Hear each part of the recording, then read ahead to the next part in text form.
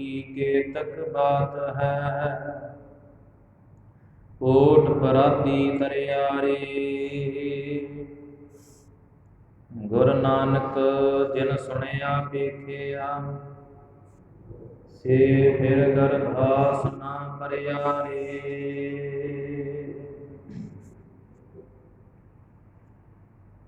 ज्ञान ध्यान किछ कर्म ना जाना सार ना जाना तेरी। सब ते वड्डा सतगुर नानक जिन कल राखी मेरी।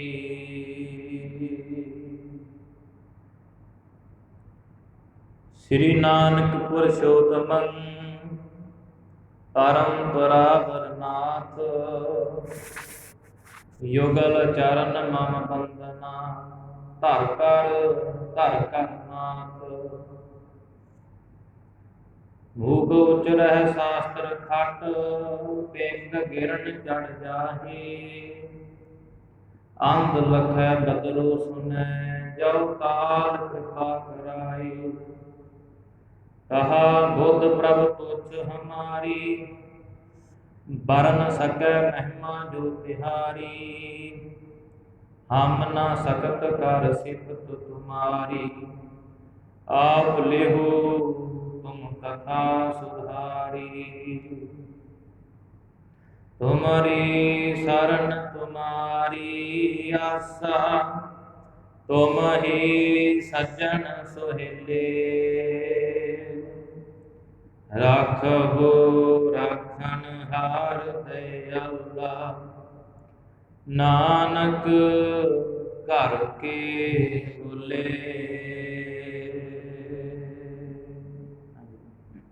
सतनाम श्री वाहिगुरु साहिब जी। सलोक महला पहला।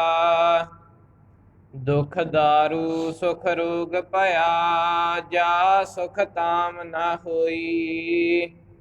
तू करता करना मैं नाही जा हौ करी ना होई। दुख दारू सुख रोग भया जा सुख ताम न होई। वाहिगुरु जी का खालसा वाहिगुरु जी की फतेह। सतगुरां दी साजी निवाजी होई गुरु खालसा साध संगत जी। बड़ा पाक पवित्र समा है। ਅੰਮ੍ਰਿਤ ਵੇਲੇ ਗੁਰੂ ਗ੍ਰੰਥ ਸਾਹਿਬ ਜੀ ਕੇ ਹਜੂਰ ਲੰਘ ਰਿਹਾ ਹੈ। ਸਮਾਂ ਹੀ ਭਾਈ ਬੜਾ ਸੁਹੇਲਾ ਹੈ। ਵਿਦਵਾਨ ਜਨ ਲਿਖਦੇ ਨੇ ਕਥਨ ਕਰਦੇ ਨੇ ਕਿ ਉਹ ਜਿਹੜੀ ਘੜੀ ਹੈ ਉਹ ਸਫਲੀ ਹੈ ਜਿਹੜੀ ਸਾਈਂ ਦੀ ਯਾਦ ਵਿੱਚ ਗੁਜ਼ਰ ਜਾਂਦੀ ਹੈ। ਜਿਹੜੀ ਸਾਈਂ ਦੀ ਯਾਦ ਵਿੱਚ ਘੜੀ ਗੁਜ਼ਰਦੀ ਨਹੀਂ ਉਹ ਸਮਾਂ ਹੀ ਕਹਿੰਦੇ ਨੇ ਬੇਕਾਰ ਹੈ। ਉਹ ਤੇ ਜੀਵਨ ਦਾ ਵਿਅਰਥ ਸਮਾਂ ਹੈ। ਕੋਈ ਕਾਜ ਧੰਦਾ ਕਰ ਲਈਏ। ਜਿਹੜੇ ਸਾਈਂ ਦੀ ਯਾਦ ਵਿੱਚ ਜੁੜ ਜਾਣਾ ਆਪਣੇ ਯਾਰ ਦੀ ਆਪਣੇ ਅੱਲਾ ਦੀ ਇਬਾਦਤ ਕਰਨ ਦੇ ਵਿੱਚ ਜੁੜ ਜਾਣਾ ਉਹ ਵਿਦਵਾਨ ਜਨ ਕਹਿੰਦੇ ਨੇ ਕਿ ਉਹ ਸਮਾਂ ਤੇ ਬੜਾ ਸਫਲਾ ਹੈ। ਉਹ ਦਰਗਾਹ ਦੇ ਵਿੱਚ ਸਮਾਂ ਪ੍ਰਵਾਨ ਹੋ ਜਾਂਦਾ ਹੈ। ਪਰ ਜਿਹੜਾ ਉਹਦੀ ਯਾਦ ਦੇ ਵਿੱਚ ਨਹੀਂ ਜੁੜਿਆ ਭਗਤ ਫਰੀਦ ਜੀ ਆਂਦੇ ਸੋ ਸਿਰ ਕੱਪ ਉਤਾਰ। ਕਹਿੰਦੇ ਜਿੰਨੇ ਇੰਨਾ ਸੋਹਣਾ ਸਿਰ ਦਿੱਤਾ 10 ਗਿਆਨ ਇੰਦਰੇ ਦਿੱਤੇ 5 ਭੌਤਿਕ ਸਰੀਰ ਦਿੱਤਾ 84 ਲੱਖ ਜੂਨ ਦਾ ਰਾਜਾ ਬਣਾ ਦਿੱਤਾ ਜੀਵ ਨੂੰ। ਪਰ ਕਹਿੰਦੇ ਜਦੋਂ ਉਹਦਾ ਨਾਮ ਹੀ ਨਹੀਂ ਜਪਿਆ ਫਰੀਦਾ ਬੇਨਿਵਾਜਾ ਕੁੱਤਿਆ। ਇਹ ਨਾ ਭਲੀ ਰੀਤ ਕਭੀ ਚੱਲ ਨਾ ਆਇਓ ਪੰਜੇ ਵਕਤ ਮਸਕੀਤ। ਗੁਰਬਾਣੀ ਨੇ ਉਸ ਨੂੰ ਕੁੱਤਾ ਆਖਿਆ। ਜੇ ਆਮ ਤੌਰ ਤੇ ਸਾਨੂੰ ਕੋਈ ਕੁੱਤਾ ਆਖ ਦੇਵੇ ਬੜਾ ਗੁੱਸਾ ਲੱਗਦਾ ਹੈ ਭਾਈ ਕਿ ਇਹਨੇ ਮੈਨੂੰ ਕੁੱਤਾ ਕਿਉਂ ਆਖਤਾ ਇੰਨੀ ਨੀਚ ਜੂਣ ਕਿਉਂ ਕਹਿ ਦਿੱਤਾ। ਪਰ ਗੁਰਬਾਣੀ ਵੀ ਉਸ ਨੂੰ ਇਹ ਹਵਾਲਾ ਦਿੰਦੀ ਹੈ ਗੁਰਸਿੱਖਾ ਤੂੰ ਕੁੱਤੇ ਦੀ ਨਿਆਈ ਹੈ ਤੂੰ ਸਵਾਨ ਦੀ ਨਿਆਈ ਹੈ। ਜੇ ਨਿਤਨੇਮ ਗੁਰਬਾਣੀ ਦਾ ਜਾਪ ਨਹੀਂ ਕਰਨਾ ਗੁਰੂ ਦਾ ਸਿੱਖ ਬਣ ਕੇ ਗੁਰੂ ਗ੍ਰੰਥ ਸਾਹਿਬ ਦੇ ਦਰਸ਼ਨ ਨਹੀਂ ਕਰਨੇ ਇਹ ਗੁਰਬਾਣੀ ਦਾ ਸਿਧਾਂਤ ਭਗਤ ਫਰੀਦ ਸਾਹਿਬ ਜੀ ਫਰਮਾਉਂਦੇ ਨੇ, ਸੋ ਸਿਰ ਕੱਪ ਉਤਾਰ। ਜਿਹੜਾ ਸਿਰ ਸਾਈਂ ਦੇ ਦਰਬਾਰ 'ਚ ਨਿਭਦਾ ਨਹੀਂ, ਭਗਤ ਫਰੀਦ ਜੀ ਕਹਿੰਦੇ ਉਹ ਸਿਰ ਤੇ ਵੱਢ ਕੇ ਰੱਖਣ ਵਾਲਾ ਹੈ। ਫਿਰ ਉਹ ਸਿਰ ਦੀ ਕਾਹਦੀ ਲੋੜ ਆ, ਜਿੰਨੇ ਤਨ ਬਣਾਇਆ ਉਹਦੇ ਅੱਗੇ ਝੁਕਣਾ ਹੀ ਨਹੀਂ। ਇਸ ਕਰਕੇ ਆਪ ਸੰਗਤ ਵਡਭਾਗੀ ਹੋ, ਸਮਾਂ ਹੀ ਸਫਲਾ ਹੈ ਭਾਈ, ਜਿਹੜੇ ਸਾਈਂ ਦੀ ਯਾਦ ਵਿੱਚ ਜੁੜ ਕੇ ਬੈਠ ਗਏ। ਆਓ ਜੋ ਲੜੀਵਾਰ ਗੁਰਬਾਣੀ ਦੀ ਕਥਾ ਸਤਿਗੁਰਾਂ ਨੇ ਸਿਰ ਤੇ ਮਿਹਰ ਭਰਿਆ ਹੱਥ ਰੱਖ ਕੇ ਪ੍ਰਾਰੰਭ ਕਰਵਾਈ ਹੈ, ਉਹਦੇ ਨਾਲ ਜੁੜੀਏ। ਸਤਿਗੁਰੂ ਜੀ ਕਿਰਪਾ ਮਿਹਰਾਮ ਕਰਨ, ਜਿੰਨੇ ਜੁੜੇ ਹੋ ਮਨ ਬਿਰਤੀਆਂ ਕਰ ਕਰਕੇ ਇਕਾਗਰ ਹੋਵੋ। ਅੱਖਾਂ ਨੂੰ ਬੰਦ ਕਰੋ। ਸ੍ਰੀ ਗੁਰੂ ਨਾਨਕ ਦੇਵ ਜੀ ਦੇ ਸਰੂਪ ਦਾ ਧਿਆਨ ਧਰ ਕੇ ਬੜੇ ਪ੍ਰੇਮ ਸਤਿਕਾਰ ਦੇ ਨਾਲ, ਸ਼ਰਧਾ ਭਾਵ ਭਾਵਨੀ ਦੇ ਨਾਲ ਏਦਾਂ ਸੋਚਿਓ ਕਿ ਗੁਰੂ ਨਾਨਕ ਦੇਵ ਮਹਾਰਾਜ ਸਾਹਿਬ ਜੀ ਗੁਰੂ ਗ੍ਰੰਥ ਸਾਹਿਬ ਜੀ ਹਨ। ਗੁਰੂ ਗ੍ਰੰਥ ਸਾਹਿਬ ਜੀ ਹੀ ਅਕਾਲ ਪੁਰਖ ਵਾਹਿਗੁਰੂ ਪਾਰ ਬ੍ਰਹਮ ਹਨ। ਇਸ ਪ੍ਰਕਾਰ ਧਿਆਨ ਧਰ ਕੇ ਭਾਈ ਜੁੜਿਓ। ਪ੍ਰੇਮ ਸਤਿਕਾਰ ਚ ਭਿੱਜੋ ਜੀ। ਆਖੋ ਜੀ ਵਾਹਿਗੁਰੂ ਸਤਿਨਾਮ ਸ੍ਰੀ ਵਾਹਿਗੁਰੂ ਸਾਹਿਬ ਜੀ। ਸਤਿਨਾਮ ਸ੍ਰੀ ਵਾਹਿਗੁਰੂ ਸਾਹਿਬ ਜੀ।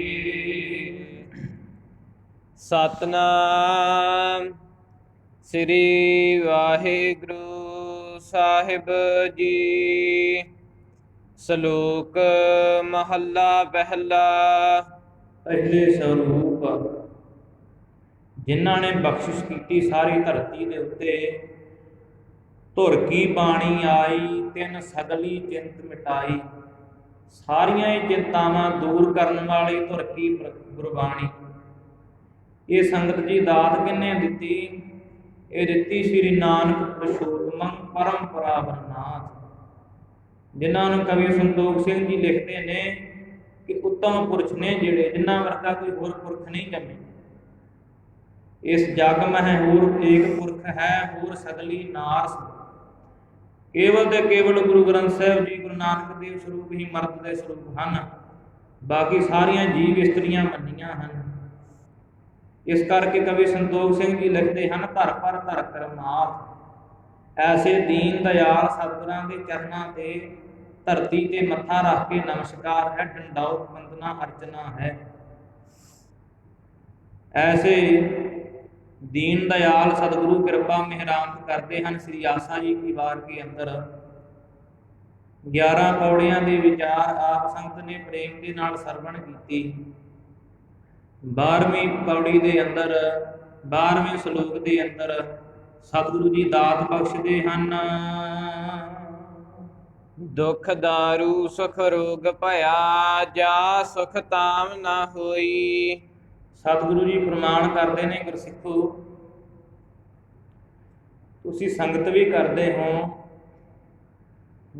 भगत जनां दे नाल जुड़ के भी बहने हो, पर एक चीज़ का ध्यान रखियो, ये कलयुग के अंदर जीव की करते ने, जिहड़ा ते दारू है औखदी है, जिहड़ी जिन्हें रोग नूं निवृत्त करना, रोग नूं नाश करना। महाराज साहब जी कहते कलयुगी जीव उन्होंने दुख समझते, जिहड़ी दवाई ने असर करके रोग का निपटारा करना है, महाराज साहब कहते वो कलयुगी जीव उन्होंने दुख समझते। सुख रोग भया, ते जिहड़े रोग ने वड्डे वड्डे उन्होंने सतगुरु जी कहते जीव जिहड़े ने ये सुख समझते। जिवें अमृत वेले उठना ये कितनी वड्डी औखदी है, ये दारू मन्निया जाता है, पर जीव इनू दुख समझ लेंदे ने कि अमृत वेले उठांगे बड़ा तगड़ा उद्यम है, उठिया नहीं जाता, नींदां बड़ियां हुंदियां, लारम बड़े ला लेंदे ने, आप ते उठदा नहीं, घर दे जीआं नूं उठा दिंदा सारिआं नूं, आप फिर नहीं गुरु घर आउंदा। ये महाराज साहब जी कहंदे ने कि दुख बड़ा ये वड्डा मानते ने जी, कहते ने कि अमृत वेले उठना है बड़ा तगड़ा दुख है। सुख रोग भया, ਤੇ ਜਿਹੜੇ ਰੋਗ ਨੇ ਵੱਡੇ ਵੱਡੇ ਕਿ ਰਜਾਈ ਦੇ ਵਿੱਚ ਬਹਿ ਕੇ, ਏਸੀ ਦੇ ਵਿੱਚ ਬਹਿ ਕੇ, ਸਿਆਲ ਦੇ ਵਿੱਚ, ਗਰਮੀਆਂ ਦੇ ਵਿੱਚ ਆਨੰਦ ਮਾਣਨੇ, ਘਰਾਂ ਦੇ ਵਿੱਚ ਬਹਿ ਕੇ, ਗੁਰੂ ਘਰ ਨਹੀਂ ਆਉਣਾ ਕਦੀ। ਇਹ ਸਤਿਗੁਰੂ ਜੀ ਕਹਿੰਦੇ ਜਿਹੜੇ ਰੋਗ ਨੇ ਜੀਵ ਨੇ ਇਹਨਾਂ ਨੂੰ ਸੁੱਖ ਮੰਨ ਲਿਆ ਕਿ ਬੜੇ ਵੱਡੇ ਸੁੱਖ ਨੇ। ਜੇ ਕੋਠੀ ਪਾ ਲਈ ਨਾ, ਪੈਲੀ ਬੰਨਾ ਕਬਜ਼ੇ 'ਚ ਹੋ ਗਿਆ ਸਾਰਾ ਕੁਝ, ਇਹ ਬੜਾ ਵੱਡਾ ਸੁੱਖ ਹੋਵੇ। ਪਰ ਸਤਿਗੁਰੂ ਜੀ ਕਹਿੰਦੇ ਇਹ ਤੇ ਰੋਗ ਹਨ, ਇਹ ਕੋਈ ਸੁੱਖ ਨਹੀਂ ਕਹਿ ਸਕਦੇ ਇਹਨਾਂ ਨੂੰ। ਜਿਨ੍ਹਾਂ ਦੇ ਕਰਕੇ ਦੁੱਖ ਦੀ ਪ੍ਰਾਪਤੀ ਹੋਵੇ ਉਹ ਤੇ ਰੋਗ ਮੰਨੇ ਜਾਂਦੇ ਨੇ ਵੱਡੇ ਤੋਂ ਵੱਡੇ। ਦੂਸਰਾ ਅਰਥ ਵਿਦਵਾਨ ਜਨ ਕਰਦੇ ਨੇ, ਦੁੱਖ ਦਾਰੂ ਸੁਖ ਰੋਗ ਭਇਆ।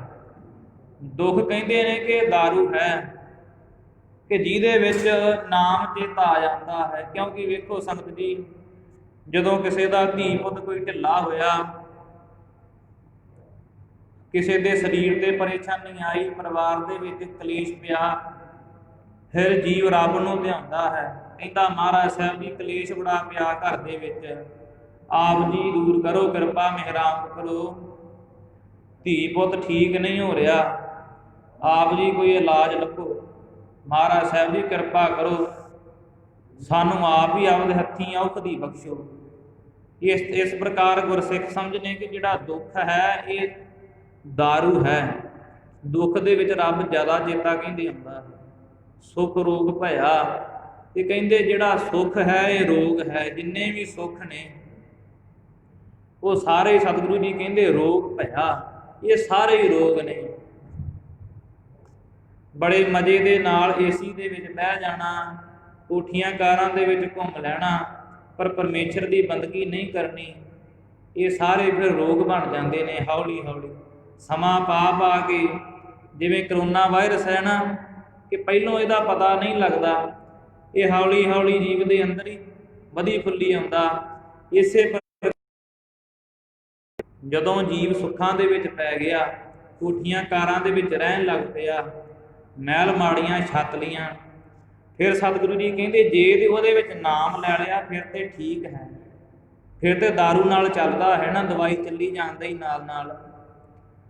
ਪਰ ਜੇ ਦਵਾਈ ਨਹੀਂ ਚੱਲਦੀ ਨਾਲ ਨਾਲ, ਫਿਰ ਕਰੋਨਾ ਵਾਇਰਸ ਸਾਨੂੰ ਇੱਕੋ ਦਮ ਭਾਈਏ ਝਪਟਾ ਮਾਰਦਾ ਹੈ, ਜਿਹੜਾ ਸੁੱਖ ਰੋਗ। ਫਿਰ ਤੇ ਅੰਤਲਾ ਵੇਲਾ ਹੀ ਜੀਵ ਨੂੰ ਸੰਭਾਲਦਾ ਹੈ, ਹੋਰ ਨਹੀਂ ਕੋਈ ਫਿਰ ਵੇਲਾ ਆਉਂਦਾ। ਜਿਹੋ ਜਿਹੇ ਕਰਮ ਕੀਤੇ ਹੁੰਦੇ ਨੇ ਫਿਰ ਉਹੋ ਜਿਹੇ ਭੁਗਤਣੇ ਪੈਂਦੇ ਨੇ। ਜੇ ਮਹਾਰਾਜ ਸਾਹਿਬ ਜੀ ਨੇ ਸੁੱਖ ਦਿੱਤੇ ਨੇ ਤੇ ਸਤਿਗੁਰੂ ਜੀ ਕਹਿੰਦੇ ਉਹਨਾਂ ਨੂੰ ਸਾਂਭਣਾ ਵੀ ਸਿੱਖੋ ਸੁੱਖਾਂ ਨੂੰ। ਇਹ ਸਿੱਖ ਜਿਹੜੇ ਸੁੱਖ ਨੇ ਬੜੇ ਛੋਟੇ ਨੇ, ਪਰ ਜੇ ਵੱਡੇ ਸੁੱਖ ਦੀ ਪ੍ਰਾਪਤੀ ਕਰਨੀ ਹੈ ਫਿਰ ਦਾਰੂ ਨਾਮ ਦੀ ਲੋੜ ਪਵੇਗੀ।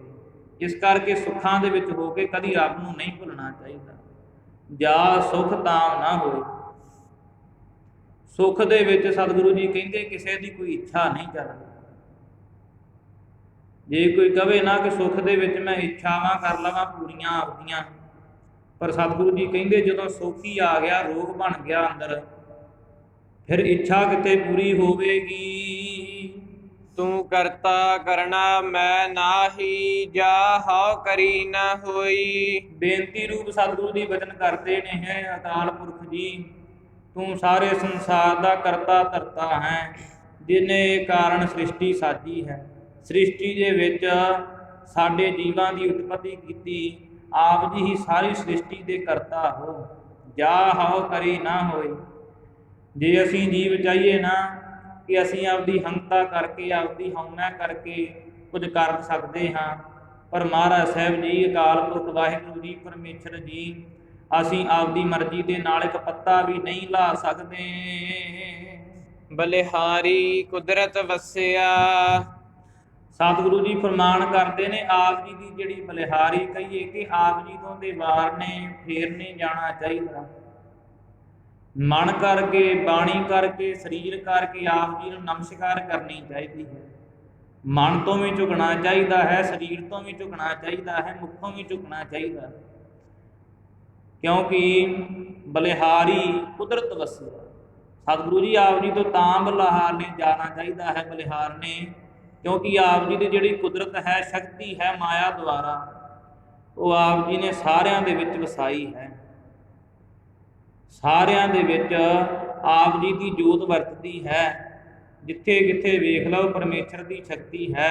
ਇਸ ਕਰਕੇ ਆਪ ਜੀ ਤੋਂ ਵਾਰਨੇ ਬਲਿਹਾਰਨੇ ਫੇਰਨੇ ਜਾਣਾ ਚਾਹੀਦਾ ਹੈ। ਤੇਰਾ ਅੰਤ ਨਾ ਜਾਈ ਲਖਿਆ। ਕਿਉਂਕਿ ਆਪ ਜੀ ਦਾ ਜਿਹੜਾ ਅੰਤ ਹੈ ਉਹ ਕਿਸੇ ਕੋ ਹਜੇ ਤੱਕ ਜਾਣਿਆ ਨਹੀਂ ਗਿਆ। ਨਾ ਹੀ ਭੂਤਕਾਲ ਦੇ ਸਮੇਂ ਦੇ ਅੰਦਰ, ਨਾ ਵਰਤਮਾਨ ਦੇ ਵਿੱਚ, ਤੇ ਨਾ ਭਵਿੱਖਰ ਦੇ ਵਿੱਚ ਕੋਈ ਜਾਣ ਸਕਿਆ ਹੈ ਤੇ ਨਾ ਜਾਣ ਸਕੇਗਾ। ਕਿਉਂਕਿ ਉਹਦਾ ਅੰਤ ਕੀ ਜਾਣਨਾ, ਜਿੰਨੇ ਸਾਰਾ ਕੁਝ ਬਣਾਇਆ ਹੈ ਉਹਦਾ ਅੰਤ ਨਹੀਂ ਕੋਈ ਜਾਣ ਸਕਦਾ। ਜੇ ਤੇ ਉਹਦੇ ਬਰਾਬਰ ਹੋਈਏ ਫਿਰ ਤੇ ਭਾਵੇਂ ਜਾਣ ਸਕੀਏ, ਪਰ ਉਹਦੇ ਬਰਾਬਰ ਹੀ ਕੋਈ ਨਹੀਂ। ਉਹ ਸਾਰੀਆਂ ਥਾਵਾਂ 'ਤੇ ਵਿਆਪਕ ਹੈ। ਜੀਵ ਤੇ ਆਪਣੇ ਘਰ ਦੇ ਵਿੱਚ ਨਹੀਂ ਵਿਆਪਕ ਹੋ ਸਕਦਾ, ਸਾਰੀਆਂ ਥਾਵਾਂ 'ਤੇ ਕਿੱਥੇ ਹੋਣਾ ਹੈ। ਉਹ ਪਰਮੇਸ਼ਰ ਦੀ ਵਡਿਆਈ ਤੇ ਬੇਅੰਤ ਹੈ। ਇਸ ਕਰਕੇ ਸਤਿਗੁਰੂ ਜੀ ਕਹਿੰਦੇ ਨੇ ਕਿ ਸਤਿਗੁਰੂ ਜੀ ਆਪ ਜੀ ਦਾ ਅੰਤ ਜਿਹੜਾ ਇਹ ਜਾਣਿਆ ਨਹੀਂ ਜਾਂਦਾ। ਰਹਾਉ ਅਸਥਾਈ ਵਿਸਰਾਮ ਹੈ। ਜਾਤ ਮਹਿ ਜੋਤ, ਜੋਤ ਮਹਿ ਜਾਤਾ, ਅਕਲ ਕਲਾ ਭਰਪੂਰ ਰਹਿਆ। ਜਿੰਨੀਆਂ ਜਾਤਾਂ ਨੇ ਧਰਤੀ ਦੇ ਉੱਤੇ, ਜਾਤਾਂ ਕਹਿੰਦੇ ਨੇ ਉਤਪਤੀ ਨੂੰ। ਇੱਕ ਤੇ ਜਾਤਾਂ ਹੋ ਗਈਆਂ ਨਾ, ਜਿਵੇਂ 4 ਮੰਨੀਆਂ ਜਾਂਦੀਆਂ ਨੇ, ਵਿਸ਼ੇਸ਼ ਬ੍ਰਾਹਮਣ ਖੱਤਰੀ ਸੂਦ ਵੈਸ। ਪਰ ਇੱਕ ਜਾਤ ਕਹਿੰਦੇ ਨੇ ਉਤਪਤੀ, ਜਿਹਦੇ ਨਾਲ ਪੈਦਾਵਾਰ ਵਧੇ, ਪੈਦਾਵਾਰ ਹੋਵੇ, ਪੈਦਾ ਹੋਵੇ ਕੋਈ ਚੀਜ਼। ਸਤਿਗੁਰੂ ਜੀ ਫਰਮਾਨ ਕਰਦੇ ਨੇ ਕਿ ਸਤਿਗੁਰੂ ਜੀ ਜਿਹੜੀ ਆਪ ਜੀ ਦੀ ਪ੍ਰਕਾਸ਼ਕ ਜੋਤ ਹੈ, ਉਹ ਹੀ ਕਹੀਏ ਕਿ ਉਹਦੇ ਨਾਲ ਹੀ ਸਾਰੇ ਜੀਵਾਂ ਦੀ ਉਤਪਤੀ ਹੋਈ। ਜੋਤ ਮਹਿ ਜਾਤਾ, ਤੇ ਉਹਦੇ ਨਾਲ ਹੀ ਸਾਰੇ ਜੀਵਾਂ ਦੇ ਵਿੱਚ ਜੋਤ ਪ੍ਰਕਾਸ਼ ਹੋਈ ਹੈ। ਅਕਲ ਕਲਾ ਭਰਪੂਰ ਰਹਿਆ। ਜਿਹੜੀ ਆਪ ਜੀ ਦੀ ਕਲਾ ਹੈ, ਕਿਉਂਕਿ ਆਪ ਜੀ ਤੇ ਕਲਪਨਾ ਤੋਂ ਰਹਿਤ ਹੋ, ਆਪ ਜੀ ਦੀ ਕਲਾ ਨੂੰ ਕੋਈ ਜਾਣ ਨਹੀਂ ਸਕਦਾ। ਤੇ ਆਪ ਜੀ ਦੀ ਕਲਾ ਜਿਹੜੀ ਹੈ ਇਹ ਤੇ ਸਾਰਿਆਂ ਦੇ ਵਿੱਚ ਲਬਾ ਲਬ ਭਰਪੂਰ ਹੈ। ਪਰਿਪੂਰਨ ਪਰਮਾਤਮਾ ਸਾਰਿਆਂ ਵਿੱਚ ਵਸਿਆ ਹੈ। ਇਸ ਕਰਕੇ ਆਪ ਜੀ ਕਲਾ ਤੋਂ ਵੀ ਰਹਿਤ, ਕਲੇਸ਼ ਤੋਂ ਵੀ ਰਹਿਤ, ਨਿਰਵੈਰ ਸਰੂਪ ਹੋ। ਤੇ ਆਪ ਜੀ ਦੀ ਜਿਹੜੀ ਕਲਾ ਹੈ ਉਹ ਭਰਪੂਰ ਹੋ ਕੇ ਸਾਰਿਆਂ ਦੇ ਵਿੱਚ ਵਰਤ ਰਹੀ ਹੈ। ਤੂੰ ਸੱਚਾ ਸਾਹਿਬ ਸਿਫਤ ਸਵਾਲਿਓ, ਜਿਨ ਕੀਤੀ ਸੋ ਪਾਰ ਪਿਆ। ਹੁਣ ਸੰਗਤ ਜੀ, ਐਸੇ ਦੀਨ ਦਇਆਲ ਅਕਾਲ ਪੁਰਖ ਜੀ ਦੀ ਜਿਹੜੀ ਇੰਨੀ ਵਡਿਆਈ ਹੈ, ਜੇ ਕਿਸੇ ਨੇ ਪ੍ਰਾਪਤੀ ਕਰਨੀ ਹੈ ਤੇ ਗੁਰੂ ਨਾਨਕ ਦੇਵ ਜੀ ਸਿਧਾਂਤ ਬਖਸ਼ਦੇ ਨੇ, ਫਰਮਾਨ ਕਰਦੇ ਨੇ, ਤੂੰ ਸੱਚਾ ਸਾਹਿਬ ਸਿਫਤ ਸਵਾਲਿਓ। ਸਤਿਗੁਰੂ ਜੀ ਤੂੰ ਸਾਂਝਾ ਸਾਹਿਬ ਬਾਪ ਹਮਾਰਾ। ਆਪ ਜੀ ਦੇ ਸੱਚੇ ਸਾਹਿਬ ਤੇ ਸਾਰਿਆਂ ਦੇ ਸਾਂਝੇ ਬਾਪ ਮਾਲਕ ਹੋ। ਸਿਫਤ ਸਵਾਲਿਓ, ਇਸ ਕਰਕੇ ਆਪ ਜੀ ਦੀ ਜਿਹੜੀ ਸਿਫਤੀ ਹੈ, ਆਪ ਜੀ ਦੀ ਬੰਦਗੀ ਹੈ, ਆਪ ਜੀ ਦਾ ਭਜਨ ਹੈ, ਆਪ ਜੀ ਦਾ ਅਰਾਧਨ ਹੈ। ਸਵਾਲਿਓ ਕਹੀਏ ਕਿ ਕਰਨਯੋਗ ਹੈ, ਸ਼ਲਾਘਾਯੋਗ ਹੈ। ਇਹ ਕਰਨਾ ਬਣਦਾ ਹੈ। ਜਿਹਨੇ ਇੰਨਾ ਕੁਝ ਦੇਤਾ ਸੰਗਤ ਜੀ, ਜੇ ਉਹਦਾ ਧੰਨਵਾਦ ਨਾ ਹੋਵੇ ਫਿਰ ਤੇ ਜੀਵਾਂ ਤੇ ਲਾਹਨਤ, ਜਦੋਂ ਧੰਨਵਾਦ ਹੀ ਨਹੀਂ ਕਰਨਾ। ਇਸ ਕਰਕੇ ਮਹਾਰਾਜ ਸਾਹਿਬ ਜੀ ਫਰਮਾਨ ਕਰਦੇ ਨੇ, ਜਿਨ ਕੀਤੀ ਸੋ ਪਾਰ ਪਿਆ। ਗੁਰਸਿੱਖੋ, ਐਸੇ ਦੀਨ ਦਇਆਲ ਸਤਿਗੁਰੂ ਜੀ ਜਿਹਨੇ ਸਿਫਤ ਸਲਾਹ ਕੀਤੀ ਨਾ, ਵਾਹਿਗੁਰੂ ਦੀ ਬੰਦਗੀ ਕੀਤੀ, ਉਹਦੇ ਨਾਮ ਦੇ ਵਿੱਚ ਜੁੜਿਆ, ਕਥਾ ਵਾਰਤਾ ਲਾਭ ਸੁਣੀ, ਗੁਰਬਾਣੀ ਦਾ ਕੀਰਤਨ ਸਰਵਣ ਕੀਤਾ, ਗੁਰੂ ਗ੍ਰੰਥ ਸਾਹਿਬ ਜੀ ਕੇ ਹਜ਼ੂਰ ਆ ਕੇ ਬੈਠਾ, ਖੰਡੇ ਬਾਟੇ ਦੀ ਦਾਤ ਲਈ, ਅੰਮ੍ਰਿਤ ਛਕਿਆ, ਗੁਰੂ ਦਾ ਸਿੰਘ ਬਣਿਆ। ਇਹ ਵਾਹਿਗੁਰੂ ਦੀ ਸਿਫਤ ਸਲਾਹ ਹੈ। ਤੇ ਮਹਾਰਾਜ ਸਾਹਿਬ ਜੀ ਕਹਿੰਦੇ, ਜਿੰਨੇ ਕਰ ਲਈ ਉਹ ਸੰਸਾਰ ਸਮੁੰਦਰ ਤੋਂ ਪਾਰ ਹੋ ਗਿਆ।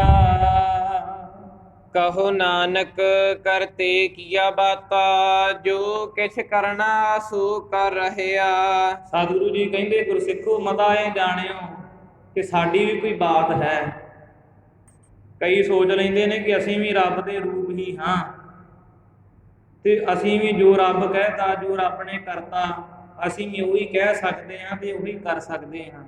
ਪਰ ਸਤਿਗੁਰੂ ਜੀ ਕਹਿੰਦੇ, ਕਹੋ ਨਾਨਕ ਕਰਤੇ ਕੀਆ ਬਾਤਾ, ਜੋ ਕਿਛ ਕਰਨਾ ਸੋ ਕਰ ਰਹਿਆ। ਇਹ ਤੇ ਗੁਰਸਿੱਖੋ ਗੁਰੂ ਨਾਨਕ ਦੇਵ ਜੀ ਫਰਮਾਉਂਦੇ ਨੇ ਕਿ ਕਰਤੇ ਵਾਹਿਗੁਰੂ ਦੀਆਂ ਸਾਰੀਆਂ ਗੱਲਾਂ ਬਾਤਾਂ ਨੇ। ਇਹ ਸਾਡੀ ਗੱਲਬਾਤ ਨਹੀਂ, ਇਹਦੇ ਵਿੱਚ ਕੋਈ ਵੀ। ਜੋ ਕਿਛ ਕਰਨਾ ਸੋ ਕਰ ਰਹਿਆ। ਉਹ ਤੇ ਭਾਈ ਸਤਜੁਗ ਦੇ ਵਿੱਚ ਵੀ ਕਰਦਾ ਆਇਆ, ਤ੍ਰੇਤੇ ਦੇ ਵਿੱਚ ਵੀ, ਦੁਆਪਰ ਦੇ ਵਿੱਚ ਵੀ, ਤੇ ਕਲਯੁਗ ਦੇ ਵਿੱਚ ਵੀ ਪ੍ਰਤੱਖ ਵਰਤਾਰਾ ਵਰਤਾਉਂਦੇ। ਜੋ ਕਿਛ ਕਰਨਾ ਸੋ ਕਰ ਰਹਿਆ। ਇਹ ਨਾ ਜਾਣਿਓ ਕਿ ਰੱਬ ਕੁਝ ਕਰਦਾ ਨਹੀਂ। ਜਿਵੇਂ ਇੱਥੇ ਲੀਡਰ ਨੇ, ਵੱਡੇ ਪ੍ਰਧਾਨ, ਅਹੁਦਾ ਤੇ ਲੈ ਲੈਂਦੇ, ਕੁਝ ਕਰਦੇ ਨਹੀਂ। ਪਰ ਅਕਾਲ ਪੁਰਖ ਵਾਹਿਗੁਰੂ ਐਸਾ ਨਹੀਂ ਭਾਈ। ਉਹਦੇ ਜੋ ਕੁਝ ਕਰਨਾ ਹੈ ਉਹ ਪਹਿਲੋਂ ਵੀ ਕਰਦਾ ਰਿਹਾ, ਹੁਣ ਵੀ ਕਰ ਰਿਹਾ ਹੈ, ਤੇ ਅਗਾਂਹ ਨੂੰ ਵੀ ਇਸੇ ਪ੍ਰਕਾਰ ਹੀ ਕਰਨਗੇ। ਮਹੱਲਾ ਦੂਜਾ। ਦੂਸਰੇ ਸਵਰੂਪ ਧੰਨ ਗੁਰੂ ਅੰਗਦ ਦੇਵ ਜੀ ਮਹਾਰਾਜ ਫਰਮਾਉਂਦੇ ਨੇ, ਜੋਗ ਸ਼ਬਦੰ ਗਿਆਨ ਸ਼ਬਦੰ ਵੇਦ ਸ਼ਬਦੰ ਬ੍ਰਾਹਮਣ ਹੈ। ਹੁਣ ਕੁਝ ਧਰਮਾਂ ਬਾਰੇ ਦੱਸਣਗੇ ਕਿ ਧਰਮੀਆਂ ਦੇ ਧਰਮ ਕੀ ਨੇ। ਵੱਖੋ ਵੱਖਰੇ ਧਰਮ ਨੇ, ਉਹਨਾਂ ਬਾਰੇ ਦੱਸਦੇ ਨੇ। ਕਹਿੰਦੇ ਨੇ ਜੋਗ ਸ਼ਬਦੰ ਗਿਆਨ ਸ਼ਬਦੰ। ਜੋਗੀ ਦਾ ਧਰਮ ਕੀ ਹੈ? ਸਭ ਤੋਂ ਪਹਿਲਾਂ ਜੋਗੀ ਦਾ ਧਰਮ ਹੈ ਉਸ ਵਾਹਿਗੁਰੂ ਦੇ ਨਾਲ ਜੁੜਨਾ, ਕਿਉਂਕਿ ਉਹਦਾ ਨਾਂ ਹੀ ਜੋਗੀ ਹੈ। ਜਿਵੇਂ ਗੁਰਸਿੱਖ ਦਾ ਨਾਂ ਸਿੱਖ ਹੈ ਨਾ, ਸਾਰੇ ਸਿੱਖ ਆਂਦੇ ਨੇ ਕਲਗੀਧਰ ਮਹਾਰਾਜ ਜੀ ਦੇ ਸਿੱਖ। ਸਿੱਖ ਦਾ ਕੰਮ ਕੀ ਹੈ ਕਿ ਕਿਸੇ ਦੇ ਔਗਣਾਂ ਦੇ ਵਿੱਚੋਂ ਵੀ ਸਿੱਖਿਆ ਲੈਣੀ, ਇਹਨੂੰ ਸਿੱਖ ਆਂਦੇ ਨੇ। ਇਹ ਨਹੀਂ ਕਿ ਸਿੱਖ ਹੋਰ ਕਿਸੇ ਰਿਵਾਜ ਦਾ ਨਾਮ ਹੈ। ਸਿੱਖ ਉਹਨੂੰ ਕਹਿੰਦੇ ਨੇ ਜਿਹੜਾ ਔਗਣਾਂ ਦੇ ਵਿੱਚੋਂ ਵੀ ਗੁਰੂ ਦੀ ਸਿੱਖਿਆ ਨੂੰ ਲੱਭੇ ਕਿ ਮੇਰਾ ਗੁਰੂ ਇਸ ਪ੍ਰਕਾਰ ਕਹਿੰਦਾ ਹੈ। ਇਸੇ ਪ੍ਰਕਾਰ ਹੀ ਸਤਿਗੁਰੂ ਜੀ ਕਹਿੰਦੇ ਨੇ ਦੂਸਰੇ ਸਰੂਪ ਜੋਗ ਸ਼ਬਦੰ, ਕਿ ਜੋਗੀ ਦਾ ਧਰਮ ਕੀ ਹੈ? ਗਿਆਨ ਸ਼ਬਦੰ। ਗਿਆਨ ਸ਼ਬਦੰ ਕਿ ਸਾਰਿਆਂ ਨੂੰ ਗਿਆਨ ਦਾ ਉਪਦੇਸ਼ ਦੇਣਾ, ਕਿ ਵਾਹਿਗੁਰੂ ਦੇ ਨਾਲ ਜੁੜੋ, ਉਹਦਾ ਬੰਦਗੀ ਭਜਨ ਕਰੋ। ਇਹ ਜੋਗੀ ਦਾ ਧਰਮ ਹੈ। ਵੇਦ ਸ਼ਬਦੰ ਬ੍ਰਾਹਮਣ ਹੈ। ਤੇ ਬ੍ਰਾਹਮਣ ਦਾ ਧਰਮ ਕੀ ਹੈ? ਸਭ ਤੋਂ ਪਹਿਲਾਂ ਗੁਰਮਤਿ ਸਿਧਾਂਤ ਦਿੰਦੀ ਹੈ ਬ੍ਰਾਹਮਣ ਸੋ ਜੋ ਬਿੰਦਾ ਹੈ ਬ੍ਰਾਹਮਣ। ਬ੍ਰਾਹਮਣ ਦੇ ਅਸਲ ਦੇ ਵਿੱਚ ਉਹ ਮੰਨਿਆ ਜਾਂਦਾ ਹੈ ਜਿਹੜਾ ਬ੍ਰਹਮ ਦਾ ਵੇਤਾ ਹੋਵੇ, ਬ੍ਰਹਮ ਦਾ ਜਾਣੂ ਹੋਵੇ, ਜਿਹਨੂੰ ਬ੍ਰਹਮ ਗਿਆਨ ਹੋਵੇ। ਅਸਲ ਦੇ ਵਿੱਚ ਉਹਨੂੰ ਬ੍ਰਾਹਮਣ ਆਂਦੇ ਨੇ, ਉਹਨੂੰ ਬ੍ਰਾਹਮਣ ਕਿਹਾ ਜਾਂਦਾ ਹੈ। ਇਹ ਨਹੀਂ ਕਿ ਧੋਤੀ ਪਾਲੀ, ਕਖਾਈ ਬੰਨ੍ਹ ਲਈ, ਤਿਲਕ ਲਾ ਲਏ ਕੱਛਾਂ ਦੇ ਵਿੱਚ, ਨੱਕਾਂ ਦੇ ਵਿੱਚ, ਗਾਂਹ ਦੀ ਗਾਂਹ ਇਹ ਬੜੇ ਤਿਲਕ ਲਾਉਂਦੇ ਨੇ ਅੰਗਾਂ ਦੇ ਉੱਤੇ।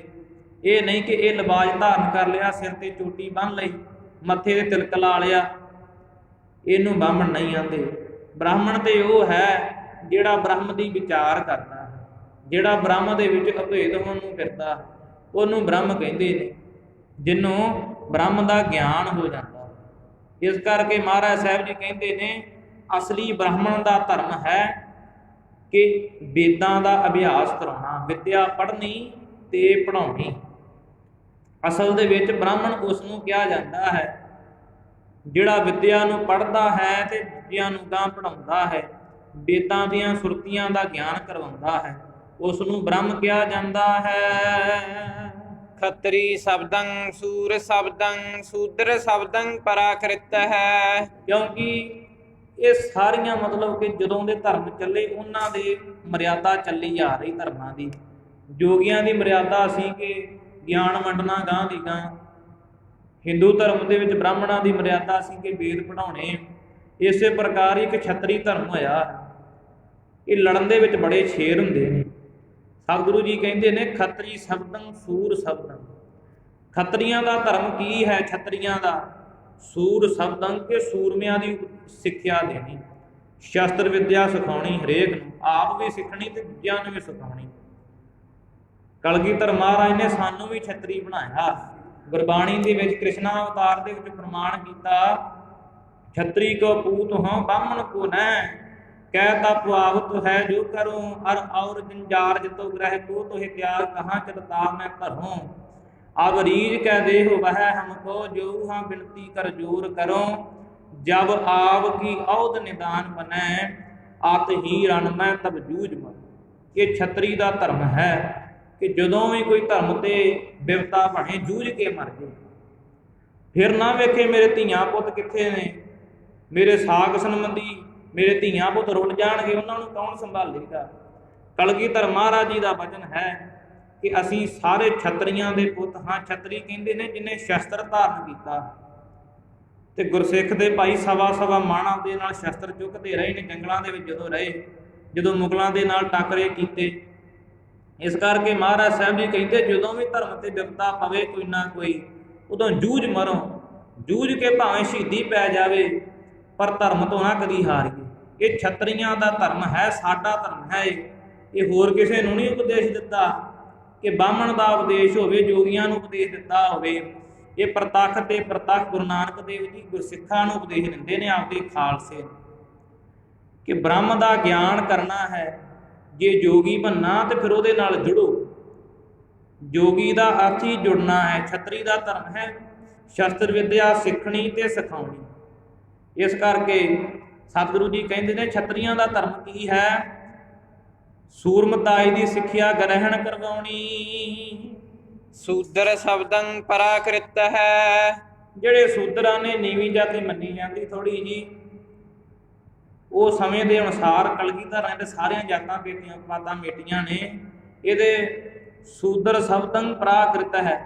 ਸੂਦਰ ਦਾ ਧਰਮ ਕੀ ਸੀ? ਪਰਾਕ੍ਰਿਤ ਹੈ ਕਿ ਪਰਾਈ ਕਿਰਤ ਕਰਨੀ, ਪਰਾਇਆਂ ਦੇ ਕੰਮ ਕਰਨੇ ਸੂਦਰ ਦਾ ਧਰਮ ਹੈ। ਸਰਬ ਸ਼ਬਦੰ ਏਕ ਸ਼ਬਦੰ ਜੇ ਕੋ ਜਾਣੈ ਭਿਓ।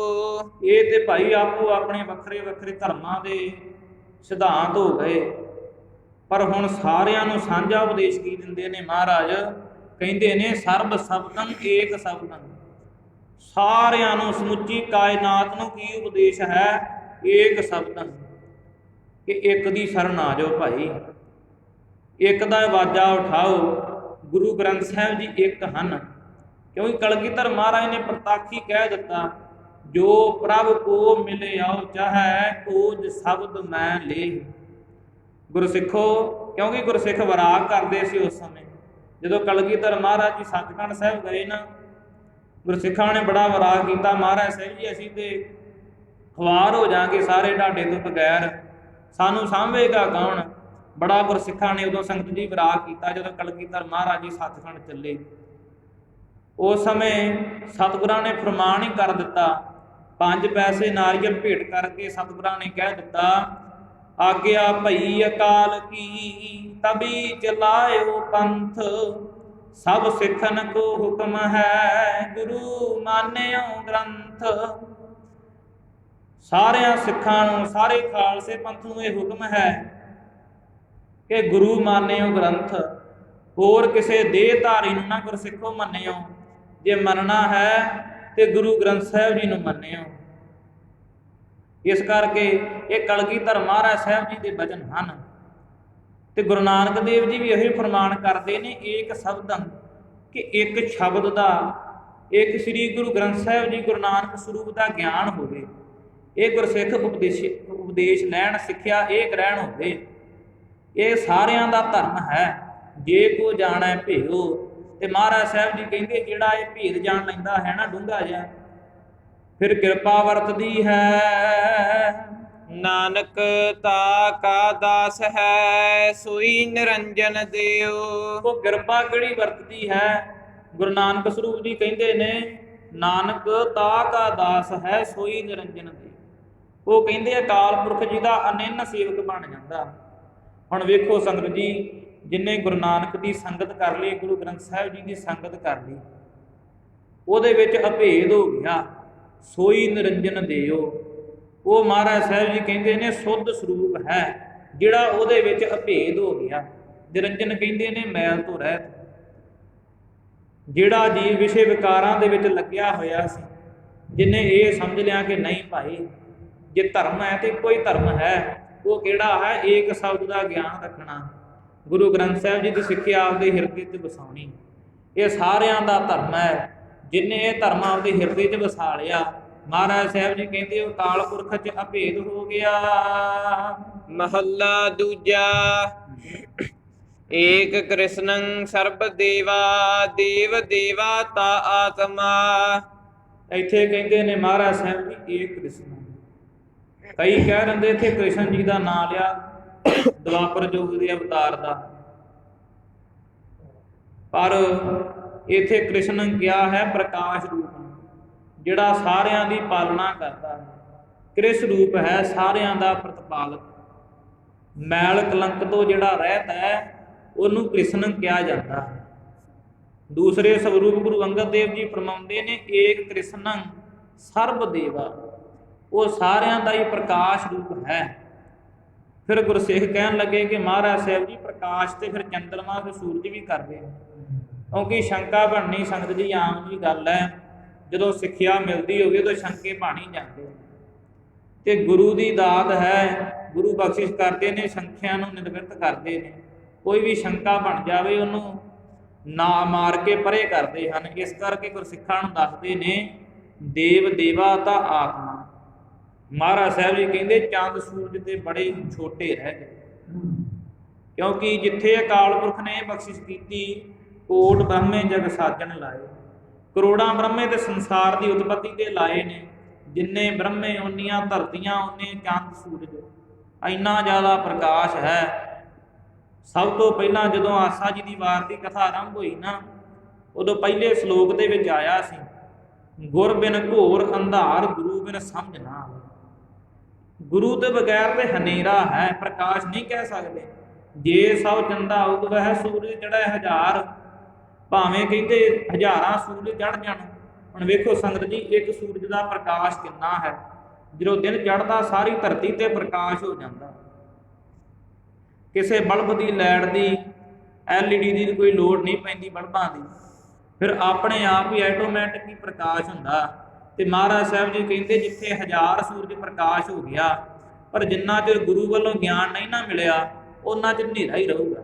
ਇਸ ਕਰਕੇ ਦੇਵ ਦੇਵਾ ਤਾਂ ਆਤਮਾ, ਉਹ ਜਿਹੜਾ ਪ੍ਰਕਾਸ਼ ਰੂਪ ਅਕਾਲ ਪੁਰਖ ਹੈ, ਉਹ ਤੇ ਪ੍ਰਕਾਸ਼ਾਂ ਦਾ ਵੀ ਪ੍ਰਕਾਸ਼ਕ ਸਰੂਪ ਸੁੱਧ ਆਤਮਾ ਬ੍ਰਹਮ ਰੂਪ ਹੈ। ਆਤਮਾ ਵਾਸੁਦੇਵਾਸਯ ਜੇ ਕੋ ਜਾਣੈ ਭਿਓ। ਕਈਆਂ ਦੇ ਮਨ ਦੇ ਵਿੱਚ ਬੜੀ ਸ਼ੰਕਾ ਹੁੰਦੀ ਹੈ ਕਿ ਰੱਬ ਸਾਡੇ ਹਿਰਦੇ 'ਚ ਵਸਦਾ ਹੈ, ਆਤਮਾ ਕਿਹਦਾ ਰੂਪ ਹੈ, ਆਤਮਾ ਵੱਖਰੀ ਤੇ ਨਹੀਂ ਕਿਤੇ। ਪਰ ਮਹਾਰਾਜ ਸਾਹਿਬ ਜੀ ਕਹਿੰਦੇ ਆਤਮਾ ਵਾਸੁਦੇਵਾਸਯ, ਜਿਹੜੇ ਸਾਡੇ ਅੰਦਰ ਆਤਮਾ ਵਸਦੀ ਹੈ ਉਹ ਵਾਸੁਦੇਵਸ ਕਹੀਏ ਕਿ ਬ੍ਰਹਮ ਦਾ ਰੂਪ ਹੈ। ਜੇ ਕੋ ਜਾਣੈ ਭਿਓ, ਪਰ ਮਹਾਰਾਜ ਸਾਹਿਬ ਜੀ ਕਹਿੰਦੇ ਜਿਹੜਾ ਕੋਈ ਇਹਦਾ ਭੇਦ ਜਾਣ ਲਵੇ, ਨਾਨਕ ਤਾ ਕਾ ਦਾਸ ਹੈ ਸੋਈ ਨਿਰੰਜਨ ਦਿਓ। ਸਤਿਗੁਰੂ ਗੁਰੂ ਅੰਗਦ ਦੇਵ ਜੀ ਫਰਮਾਉਂਦੇ ਨੇ ਨਾਨਕ ਨਾਮ ਦੀ ਮੋਹਰ ਲਾ ਕੇ ਕਿ ਉਹ ਅਕਾਲ ਪੁਰਖ ਦਾ ਅਨੰਨ ਸੇਵਕ ਦਾਸ ਹੈ, ਜਿਨੇ ਇਹ ਭੇਦ ਨੂੰ ਜਾਣ ਲਿਆ ਕਿ ਆਤਮਾ ਤੇ ਪਰਮਾਤਮਾ ਇੱਕ ਹਨ, ਕੋਈ ਦੋ ਨਹੀਂ। ਜਿਹੜੀ ਸਾਡੇ ਤੇ ਜੋਤ ਵਰਤੀ ਤੇ ਜਿਹੜੀ ਬਾਹਰ ਵਰਤ ਰਹੀ ਹੈ, ਤੇ ਜਿਹੜੀ ਪਹਿਲੋਂ ਵਰਤੀ ਗਈ ਹੁਣ ਵਰਤਦੀ ਹੈ, ਅਗਾਂਹ ਵਰਤੇਗੀ, ਇਹ ਸਾਰੀ ਪਰਮਾਤਮਾ ਦੀ ਜੋਤ ਸਾਡੇ ਅੰਦਰ ਵੀ ਹੈ। ਜਿੰਨੇ ਮਹਾਰਾਜ ਸਾਹਿਬ ਜੀ ਕਹਿੰਦੇ ਇਹ ਭੇਦ ਨੂੰ ਜਾਣ ਲਿਆ ਨਾ, ਇਹ ਜਿਹੜੀ ਕੁੰਡੀ ਫਸੀ ਹੈ ਗਿਆਨਤਾ ਦੀ, ਇਹਨੂੰ ਕੱਢ ਲਿਆ, ਨਾਨਕ ਤਾ ਕਾ ਦਾਸ ਹੈ, ਉਹ ਅਕਾਲ ਪੁਰਖ ਦਾ ਬੜਾ ਪਿਆਰਾ ਦਾਸ ਬਣ ਜਾਂਦਾ ਹੈ। ਸੋਈ ਨਿਰੰਜਨ ਦੇਵ, ਉਹ ਜਿਹੜਾ ਨਿਰੰਜਨ ਕਹੀਏ ਕਿ ਸੁੱਧ ਸਰੂਪ ਵਾਹਿਗੁਰੂ ਹੈ, ਮੈਲ ਤੋਂ ਰਹਿਤ, ਜਿਹਨੂੰ ਵਿਸ਼ੇ ਵਿਕਾਰਾਂ ਦੀ ਤ੍ਰਿਸ਼ਨਾ ਦੀ ਮੈਲ ਨਹੀਂ ਲੱਗਦੀ, ਕੋਈ ਮੈਲ ਨਹੀਂ ਲੱਗਦੀ ਜਿਹਨੂੰ, ਉਹ ਸਤਿਗੁਰੂ ਜੀ ਕਹਿੰਦੇ ਕਿ ਉਹ ਜੀਵ ਜਿਹੜਾ ਦਾਸ ਹੈ ਅਕਾਲ ਪੁਰਖ ਦਾ, ਉਹ ਸੁੱਧ ਸਰੂਪ ਵਿੱਚ ਅਭੇਦ ਹੋ ਜਾਂਦਾ ਹੈ। ਮਹੱਲਾ ਪਹਿਲਾ। ਕੁੰਭੇ ਬੱਧਾ ਜਲ ਰਹਿ, ਜਲ ਬਿਨ ਕੁੰਭ ਨਾ ਹੋਏ। ਇੱਥੇ ਸਤਿਗੁਰੂ ਜੀ ਦ੍ਰਿਸ਼ਟਾਂਤ ਦਿੰਦੇ ਨੇ, ਗੁਰਸਿੱਖਾਂ ਨੂੰ ਸਮਝਾਉਂਦੇ ਨੇ, ਕਿਉਂਕਿ ਕੋਈ ਵੀ ਚੀਜ਼ ਹੋਵੇ, ਕੋਈ ਵੀ ਗੱਲ ਸਮਝਾਉਣੀ ਹੋਵੇ, ਮਾਸਟਰ ਨੂੰ, ਗੁਰੂ ਨੂੰ, ਅਧਿਆਪਕ ਨੂੰ ਉਦਾਹਰਣ ਦੇਣੀ ਪੈਂਦੀ, ਫਿਰ ਬੱਚਿਆਂ ਨੂੰ ਸਮਝ ਆਉਂਦੀ ਗਾਂਹ ਦੀ ਗਾਂਹ। ਹੁਣ ਬੱਚਿਆਂ ਦੇ ਸਿਰ ਤੇ ਹੈ ਕਿ ਸਮਝਣ ਕਿ ਨਾ ਸਮਝਣ, ਪਰ ਗੁਰੂ ਨੇ ਬੜਾ ਗਿਆਨ ਦੇਤਾ ਭਾਈ। ਕੀ ਫਰਮਾਉਂਦੇ ਨੇ? ਕੁੰਭੇ ਬੱਧਾ ਜਲ ਰਹਿ, ਜਲ ਬਿਨ ਕੁੰਭ ਨਾ ਹੋਏ। ਮਹਾਰਾਜ ਸਾਹਿਬ ਜੀ ਕਹਿੰਦੇ ਇੱਕ ਘੜਾ ਹੈ, ਘੜੇ ਦੇ ਵਿੱਚ ਜਲ ਪਾਇਆ, ਕੁੰਭ ਕਹਿੰਦੇ ਨੇ ਘੜੇ ਨੂੰ। ਕੁੰਭੇ ਬੱਧਾ ਜਲ ਰਹਿ, ਜਦੋਂ ਫਿਰ ਜਲ ਉਹਦੇ ਵਿੱਚ ਪਾਇਆ, ਕੁਝ ਸਮਾਂ ਪਾ ਕੇ ਜਲ ਉਹਦੇ ਵਿੱਚ ਟੇਕਿਆ, ਫਿਰ ਹਿੱਲਿਆ ਨਹੀਂ। ਫਿਰ ਇਹ ਨਹੀਂ ਕਿ ਜਲ ਜਿਹੜਾ ਡੋਲਿਆ ਹੋਵੇ। ਜਦੋਂ ਘੜੇ ਦੇ ਵਿੱਚ ਜਲ ਪੈ ਜਾਂਦਾ, ਪਿਛਲੇ ਸਮਿਆਂ 'ਚ ਮਾਈਆਂ ਵੇਖੀਆਂ, ਫੋਟੋਆਂ ਹੁਣ ਚੱਲ ਪੈਂਦੀਆਂ, ਗੂਗਲ ਤੇ ਸਰਚ ਮਾਰੀਏ ਤੇ ਉੱਥੇ ਵੇਖੀਦਾ 4-4 ਘੜੇ ਇਕੱਠੇ ਚੁੱਕੇ ਹੁੰਦੇ ਉਹਨਾਂ ਸਿਰ ਤੇ, ਕਿਉਂਕਿ ਜਦੋਂ ਘੜੇ ਦੇ ਵਿੱਚ ਜਲ ਪੈ ਗਿਆ ਫਿਰ ਡੋਲਦਾ ਨਹੀਂ ਜਲ, ਫਿਰ ਡਗਮਗਾਉਂਦਾ ਨਹੀਂ ਹੈ। ਇਸ ਕਰਕੇ ਮਹਾਰਾਜ ਸਾਹਿਬ ਜੀ ਕਹਿੰਦੇ ਨੇ ਕੁੰਭੇ ਬੱਧਾ ਜਲ ਰਹਿ, ਜਲ ਬਿਨ ਕੁੰਭ ਨਾ ਹੋਏ। ਜੇ ਘੜਾ ਖਾਲੀ ਹੋਵੇ ਤੇ ਘੜੇ ਟੁੱਟ ਕੇ ਡਿੱਗ ਪੈਣ ਤੇ ਟੁੱਟ ਪੈਣ, ਤੇ ਜੇ ਉਹਦੇ ਵਿੱਚ ਜਲ ਹੋਵੇ ਭਾਰ ਵੀ ਵੱਧ ਜਾਂਦਾ ਹੈ ਤੇ ਬੈਲੈਂਸ ਵੀ ਬਣਿਆ ਰਹਿੰਦਾ ਹੈ। ਪਰ ਜਲ ਬਿਨ ਕੁੰਭ ਨਾ ਹੋਏ, ਜਿੰਨਾ ਚਿਰ ਜਲ ਨਹੀਂ ਉਹਨਾਂ ਚਿਰ ਘੜਾ ਕਿਵੇਂ ਬਣ ਜੂ। ਜਦੋਂ ਘੁਮਿਆਰ ਜਿਹੜਾ ਚੀਕਣੀ ਮਿੱਟੀ ਲੈ ਕੇ ਆਉਂਦਾ, ਪਹਿਲੋਂ ਉਹਨੂੰ ਚੀਕਣੀ ਮਿੱਟੀ ਨੂੰ ਪਾਣੀ ਦੇ ਨਾਲ ਗੁੰਨਦਾ ਹੈ। ਜੇ ਪਾਣੀ ਨਾ ਹੋਵੇਗਾ ਫਿਰ ਘੜਾ ਭਾਈ ਕਿਵੇਂ ਤਿਆਰ ਹੋਵੇਗਾ। ਇਸ ਕਰਕੇ ਸਤਿਗੁਰੂ ਜੀ ਦ੍ਰਿਸ਼ਟਾਂਤ ਦਿੰਦੇ ਹਨ, ਗਿਆਨ ਕਾ ਬੱਧਾ ਮਨ ਰਹਿ, ਗੁਰ ਬਿਨ ਗਿਆਨ ਨਾ ਹੋਏ। ਇਸੇ ਪ੍ਰਕਾਰ ਹੀ ਜਿਵੇਂ ਕੁੰਭੇ ਬੱਧਾ ਜਲ ਰਹਿ, ਇਸੇ ਪ੍ਰਕਾਰ ਹੀ ਗਿਆਨ ਕਾ ਬੱਧਾ ਮਨ ਰਹਿ। ਇਹ ਗਿਆਨ ਦੇ ਨਾਲ ਮਨ ਜਿਹੜਾ ਬੱਝਾ ਹੋਇਆ ਹੈ, ਗੁਰ ਬਿਨ ਗਿਆਨ ਨਾ ਹੋਏ। ਜਿਵੇਂ ਪਾਣੀ ਤੋਂ ਬਗੈਰ ਘੜਾ ਨਹੀਂ ਤਿਆਰ ਹੋ ਸਕਦਾ, ਭਾਵੇਂ ਘੁਮਿਆਰ ਜਿੰਨਾ ਮਰਜ਼ੀ ਚੱਕ ਤੇ ਚੀਕਣੀ ਮਿੱਟੀ ਰੱਖੀ ਜਾਵੇ, ਪਰ ਚੀਕਣੀ ਮਿੱਟੀ ਉਹ ਕਰੇਗੀ ਕੁਝ ਨਹੀਂ, ਕਿਉਂਕਿ ਉਹ ਜੇ ਗੁੰਨੀ ਨਹੀਂ ਗਈ, ਪਾਣੀ ਦਾ ਉਹ 'ਚ ਵਰਤਾਰਾ ਨਹੀਂ ਵਰਤਿਆ। ਇਸੇ ਪ੍ਰਕਾਰ ਹੀ ਜੀਵ ਜਿੰਨੇ ਮਰਜ਼ੀ ਯਤਨ ਕਰ ਲਵੇ, ਜਿੰਨੇ ਮਰਜ਼ੀ ਵਾਉ ਦੁਆ ਦੀਆਂ ਗੱਲਾਂ ਕਰ ਲਵੇ, ਪਰ ਮਹਾਰਾਜ ਸਾਹਿਬ ਜੀ ਕਹਿੰਦੇ ਗੁਰ ਬਿਨ ਗਿਆਨ ਨਾ ਹੋਏ। ਗੁਰੂ ਤੋਂ ਬਗੈਰ ਗਿਆਨ ਨਹੀਂ ਹੋ ਸਕਦਾ ਕਿਸੇ ਨੂੰ। ਜਿਵੇਂ ਘੜਾ ਨਹੀਂ ਤਿਆਰ ਹੋਇਆ, ਮਿੱਟੀ ਦਾ ਭਾਂਡਾ ਇੱਕ ਛੋਟਾ ਜਿਹਾ, ਤੇ ਇਸੇ ਪ੍ਰਕਾਰ ਹੀ ਜਿਹੜੇ ਜਲ ਰੂਪ ਗੁਰੂ ਹਨ, ਜਿਨ੍ਹਾਂ ਦੇ ਨਾਲ ਇਹ ਸਰੀਰ ਦਾ ਭਾਂਡਾ ਤਿਆਰ ਹੋਇਆ ਤੇ ਵਿੱਚ ਗਿਆਨ ਵੱਧ ਗਿਆ। ਤੇ ਗਿਆਨ ਪ੍ਰਗਟ ਕਿਵੇਂ ਹੋਵੇਗਾ? ਇਹ ਗੁਰੂ ਦੀ ਕਿਰਪਾ ਦੇ ਨਾਲ ਗਿਆਨ ਪ੍ਰਗਟ ਹੋਵੇਗਾ। ਜਿਹੜੀ ਇਹ ਗਿਆਨ ਦੀ ਗੰਢ ਹੈ ਨਾ ਬੱਝੀ ਪਈ ਅੰਦਰ, ਇਹ ਗੁਰੂ ਦੀ ਕਿਰਪਾ ਦੇ ਨਾਲ ਜਦੋਂ ਗਿਆਨ ਦੇ ਥੌੜੇ ਉੱਤੇ ਪੈਣਗੇ, ਉਦੋਂ ਭਾਈ ਇਹ ਕਿਰਪਾ ਦੇ ਨਾਲ ਗਿਆਨ ਦੀ ਗੰਢ ਖੁੱਲੇਗੀ। ਪੌੜੀ ਪੜਿਆ ਹੋਵੇ ਗੁਨਹਗਾਰ, ਤਾ ਉਮੀ ਸਾਧ ਨਾ ਮਾਰੀਐ। ਮਹਾਰਾਜ ਸਾਹਿਬ ਕਹਿੰਦੇ ਕਿ ਭਾਵੇਂ ਕੋਈ ਜਿੰਨਾ ਮਰਜ਼ੀ ਪੜਿਆ ਹੋਵੇ, ਭਾਵੇਂ BA MA ਕੋਈ ਡਿਗਰੀ ਕੀਤੀ ਹੋਵੇ, ਪਰ ਜਦੋਂ ਗੁਨਾਹ ਕਰ ਲਿਆ ਨਾ ਕੋਈ, ਫਿਰ ਇਹ ਨਹੀਂ ਕਿ ਉਹਦੇ ਗੁਨਾਹ ਦੀ ਸਜ਼ਾ ਓਮੀ ਸਾਧ ਨਾ ਮਾਰੀਏ। ਕਿ ਓਮੀ ਜਿਹੜਾ ਵਿਚਾਰਾ ਅਨਪੜ੍ਹ ਜਿਹਾ ਗਰੀਬ ਜਿਹਾ ਪਰ ਹੈ ਸਾਧੂ ਪੁਰਸ਼, ਉਹਨੂੰ ਗਿਆਨ ਹੈ, ਮਹਾਰਾਜ ਸਾਹਿਬ ਜੀ ਕਹਿੰਦੇ ਫਿਰ ਉਹਨੂੰ ਨਹੀਂ ਅਕਾਲ ਪੁਰਖ ਦੀ ਦਰਗਾਹ ਤੇ ਮਾਰਿਆ ਜਾਂਦਾ। ਭਾਵੇਂ ਕੋਈ ਜਿੰਨਾ ਮਰਜ਼ੀ ਪੜ੍ਹਿਆ ਹੋਵੇ, ਜਿਵੇਂ ਇੱਥੇ ਹੁੰਦਾ ਹੈ ਕਿਸੇ ਵੱਡੇ ਪੁਰਸ਼ ਨੇ ਗਲਤੀ ਕਰ ਲਈ, ਬੜੇ ਧਨਾੜ ਪੁਰਸ਼ ਨੇ, ਬੜੀ ਮਾਇਆ ਹੈ ਉਹਦੇ ਕੋਲ, ਉਹਨੇ ਕੋਈ ਗਲਤੀ ਕਰ ਲਈ, ਕੋਈ ਮਾੜਾ ਕਰਮ ਕਰ ਦਿੱਤਾ, ਕਿਸੇ ਨੂੰ ਮਾਰ ਹੀ ਦਿੱਤਾ, ਕਿਸੇ ਦੇ ਪੈਸੇ ਨੱਪ ਲਏ, ਅਗਲੇ ਨੇ ਕੇਸ ਕਰ ਦਿੱਤਾ, ਤੇ ਉਹਨੇ ਕੀ ਕਰਨਾ, ਉਹਨੇ ਕਿਸੇ ਗਰੀਬ ਦੇ ਉੱਤੇ ਕੇਸ ਪਵਾ ਦੇਣਾ ਕਿ ਇਹਦੇ ਨਾਲ ਧੱਕਾ ਹੋ ਜਾਵੇ ਮੈਂ ਬਚ ਜਾਵਾਂ। ਪਰ ਖਸਮ ਦੀ ਦਰਗਾਹ ਦੇ ਅੰਦਰ ਸੰਗਤ ਜੀ ਇਸ ਪ੍ਰਕਾਰ ਨਹੀਂ ਹੁੰਦਾ ਕਿ ਗੁਨਾਹ ਕੋਈ ਕਰੇ ਤੇ ਭੋਗੇ ਕੋਈ।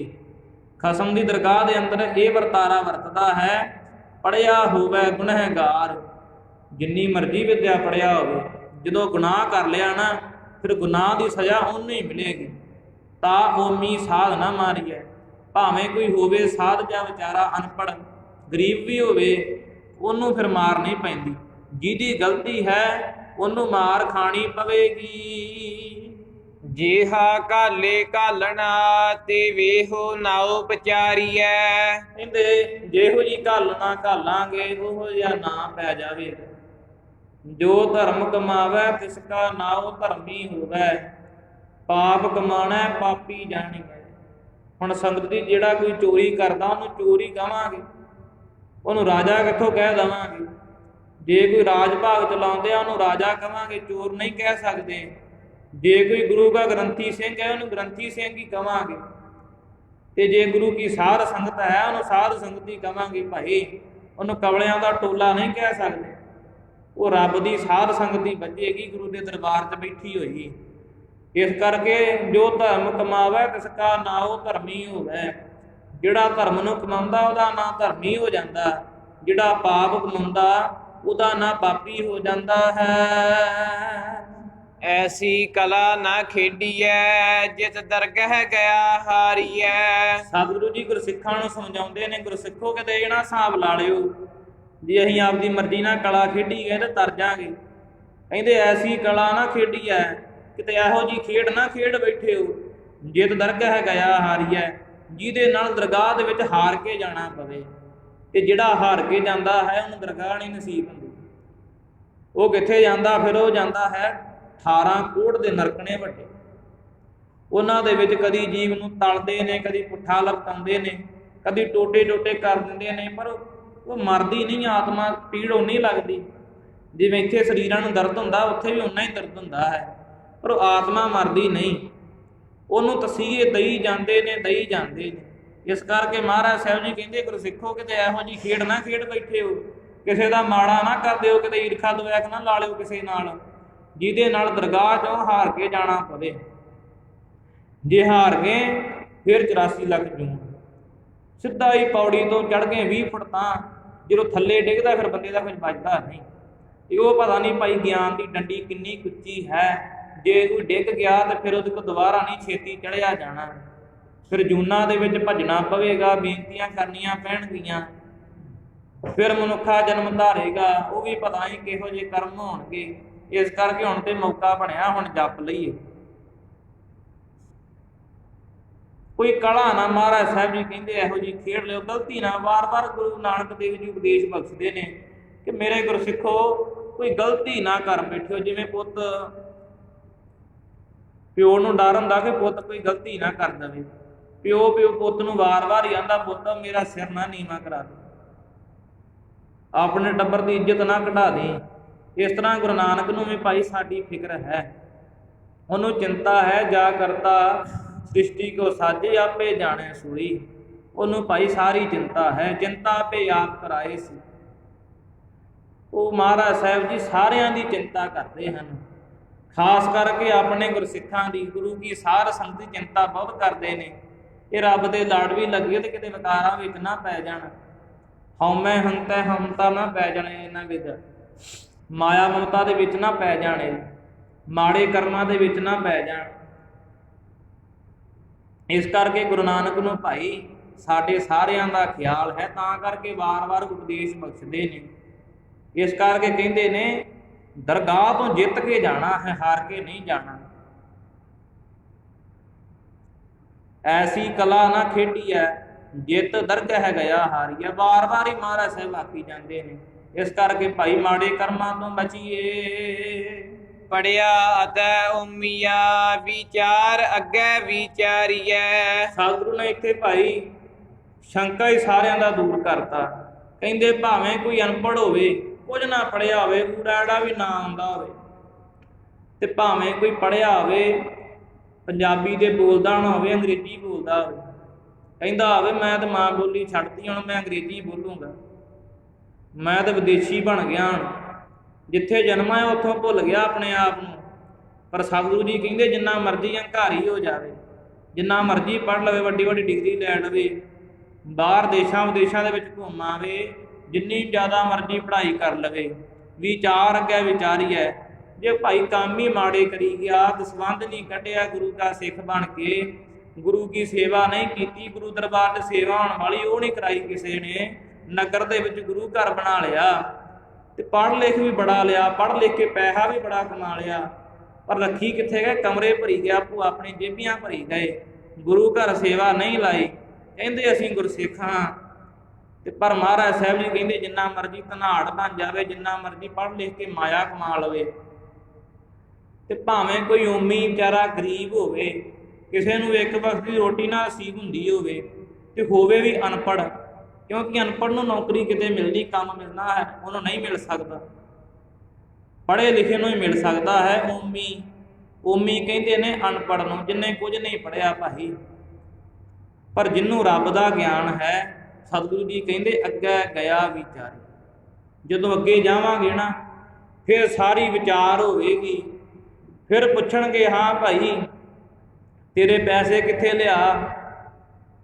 ਪੈਸੇ ਤੇ ਸਾਰੇ ਧਰਤੀ ਤੇ ਰਹਿ ਗਏ, ਧੀਆਂ ਪੁੱਤਰਾਂ ਦੇ ਕੋਲ ਰਹਿ ਗਏ, ਬੰਦਾ ਤੇ ਖਾਲੀ ਹੱਥੀ ਗਿਆ, ਗਾਂ ਤੇ ਕੋਈ ਗਿਆ ਨਹੀਂ, ਨਾ ਪੜ੍ਹਾਈ ਗਈ, ਨਾ ਕੋਈ ਹੋਰ ਚੀਜ਼ ਗਈ, ਸੂਈ ਦਾ ਨੱਕਾ ਨਹੀਂ ਕਹਿੰਦੇ ਨਾਲ ਜਾਂਦਾ।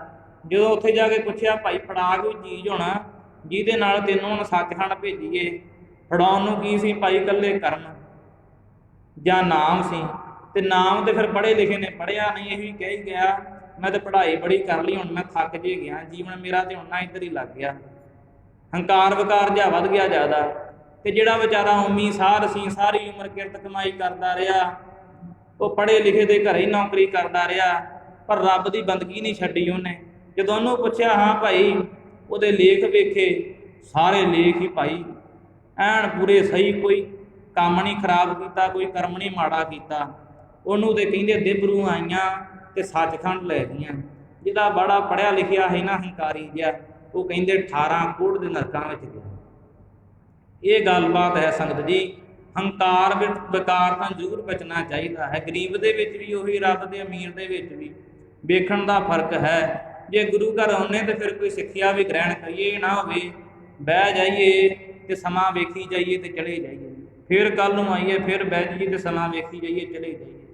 ਜੋ ਗੁਰਬਾਣੀ ਉਪਦੇਸ਼ ਬਖਸ਼ਦੀ ਹੈ ਉਹਨੂੰ ਦ੍ਰਿੜ ਕਰੀਏ। ਉਪਦੇਸ਼ ਹੈ ਕਿ ਭਾਵੇਂ ਕੋਈ ਪੜ੍ਹਿਆ ਲਿਖਿਆ ਹੈ ਤੇ ਭਾਵੇਂ ਕੋਈ ਅਨਪੜ੍ਹ ਹੈ, ਕਿ ਜਿਹੋ ਜਿਹੇ ਕਰਮ ਕਰੇਗਾ ਉਹੋ ਜਿਹਾ ਭਾਈ ਉਹਦਾ ਨਾਂ ਪੈ ਜਾਏਗਾ, ਤੇ ਗਾਂ ਦਰਗਾਹ ਦੇ ਵਿੱਚ ਵੀ ਉਹਨੇ ਉਹਦੇ ਹਿਸਾਬ ਦੇ ਨਾਲ ਹੀ ਕਰਮ ਮਿਲਣਗੇ। ਮੋਹਿ ਚੱਲੈ ਸੋ ਅੱਗੇ ਮਾਰੀਐ। ਸਤਿਗੁਰੂ ਜੀ ਕਹਿੰਦੇ ਜਿਹੜੀ ਮੋਹ ਦੀ ਤੰਦ ਦੇ ਵਿੱਚ ਪੈ ਗਏ ਨਾ, ਗਾਂ ਫਿਰ ਮਾਰੇ ਜਾਂਦੇ ਨੇ ਭਾਈਓ। ਧੀਆਂ ਪੁੱਤਰਾਂ ਦੇ ਮੋਹ ਵਿੱਚ ਲੱਗ ਕੇ ਬੜੇ ਪਾਪ ਜ਼ਿਆਦਾ ਕਮਾਉਂਦੇ ਨੇ। ਇੱਕ ਨਹੀਂ, ਬੜਾ ਸ਼ਰੀਕਾ ਪੈਦਾ ਕਰ ਲੈਂਦੇ ਨੇ, ਵੱਡਾ ਵੱਡਾ ਜ਼ਮੀਨਾਂ ਦੇ ਪਿੱਛੇ ਬੜਾ ਜ਼ਿਆਦਾ ਨੁਕਸਾਨ ਕਰ ਲੈਂਦੇ ਨੇ। ਪਰ ਮਹਾਰਾਜ ਸਾਹਿਬ ਜੀ ਕਹਿੰਦੇ ਉਹ ਗਾਂ ਮਾਰੇ ਜਾਂਦੇ ਨੇ, ਉਹਨਾਂ ਨੂੰ ਕੁਝ ਨਹੀਂ ਮਿਲਦਾ, ਨਾ ਪੈਲੀ ਨਾਲ ਗਈ, ਨਾ ਮਾਇਆ ਗਈ, ਨਾਲ ਕੁਝ ਨਹੀਂ ਜਾਂਦਾ, ਨਾਲ ਕਹਿੰਦੇ ਨਾਮ ਜਾਂਦਾ। ਜੇ ਅਸੀਂ ਸ਼ੰਕਾ ਕਰ ਲਈਏ ਨਾ, ਸ਼ੰਕਾ ਜੀਵ ਨੂੰ ਆ ਜਾਂਦਾ। ਜੇ ਸ਼ੰਕਾ ਕਰ ਲਈਏ ਕਿ ਦੂਜੇ ਧਰਮ ਕੀ ਆਂਦੇ, ਹੁਣ ਹਿੰਦੂ ਧਰਮ ਇਹੋ ਹੀ ਕੁਝ ਆਂਦਾ ਹੋਊ ਕਿ ਨਾਮ ਤੋਂ ਬਗੈਰ ਪਾਰ ਉਤਾਰਾ ਨਹੀਂ, ਇਸਲਾਮ ਮਤ ਵੀ ਆਂਦੀ ਹੋਊਗੀ। ਫਿਰ ਸੰਗਤ ਜੀ ਗੁਰਬਾਣੀ ਵਰਣਨ ਕਰਦੀ, ਸਿਮਰਤ ਵੇਦ ਪੁਰਾਣ ਪੁਕਾਰਨ ਪੋਥੀਆਂ, ਨਾਮ ਬਿਨਾ ਸਭ ਕੂੜ ਗੱਲ ਹੀ ਪੁੱਛੀ। ਕਿ ਨਾਮ ਤੋਂ ਬਗੈਰ ਸਾਰਾ ਕੁਝ ਝੂਠ ਹੈ, ਪੁੱਛੀਆਂ ਗੱਲਾਂ ਨੇ। ਇਹ ਤੇ ਫੁਕਰਪੁਣਾ ਮੰਨਿਆ ਜਾਂਦਾ ਜੀਵਾਂ ਦਾ। ਜਿਹੜਾ ਕੋਈ ਵਾਹਿਗੁਰੂ ਦੀ ਬੰਦਗੀ ਨਹੀਂ ਨਾ ਕਰਦਾ, ਉਹ ਕਹਿੰਦੇ ਨੇ ਹੋਛੀ ਮਤ ਮੰਨੀ ਜਾਂਦੀ, ਕੋਈ ਵਧੀਆ ਮਤ ਨਹੀਂ। ਹੁਣ ਵੇਖੋ ਵੇਦ ਜਿਹੜੇ ਬ੍ਰਹਮੇ ਵੱਲੋਂ ਰਚੇ ਗਏ, 18 ਪੁਰਾਣ ਨੇ ਬਿਆਸ ਜੀ ਵੱਲੋਂ ਰਚੇ ਗਏ, ਹਿੰਦੂ ਮਤ ਦੇ ਨੇ। ਕਿਤਾਬਾਂ ਕਹਿੰਦੇ ਨੇ ਅੰਜੀਰ ਹੈ, ਤੌਰੇਤ ਹੈ, ਜੰਬੂਰ ਹੈ, ਕੁਰਾਨ ਸ਼ਰੀਫ ਹੈ, ਇਸਲਾਮ ਮਤ ਦੀ ਕਿਤਾਬਾਂ ਨੇ। ਇਹਨਾਂ ਦੇ ਵਿੱਚ ਵੀ ਮਹਾਰਾਜ ਸਾਹਿਬ ਜੀ ਕਹਿੰਦੇ ਨੇ ਇੱਕੋ ਹੀ ਗੱਲ ਲਿਖੀ ਹੈ, ਅਹੰ ਬ੍ਰਹਮ ਅਸਮੀ, ਕਿ ਸਾਰਿਆਂ ਦੇ ਵਿੱਚ ਅਕਾਲ ਪੁਰਖ ਦਾ ਵਰਤਾਰਾ ਵਰਤਦਾ, ਕਿਤੇ ਭੁੱਲ ਨਾ ਜਾਏ। ਇਸ ਕਰਕੇ ਸੰਗਤ ਜੀ ਥੋੜਾ ਜਿਹਾ ਮੋਹ ਦੀ ਤੰਦ ਤੋਂ ਦੂਰ ਹੋਈਏ। ਧੀਆਂ ਪੁੱਤ ਕਿਸੇ ਨੇ ਨਹੀਂ ਛੱਡੇ ਤੇ ਨਾ ਛੱਡਣੇ, ਇਹਨਾਂ ਨੂੰ ਪਾਲਣਾ ਹੈ। ਜੇ ਜਾਏ ਨੇ ਤੇ ਫਿਰ ਪਾਲਣਾ ਵੀ ਅਸੀਂ ਹੈ।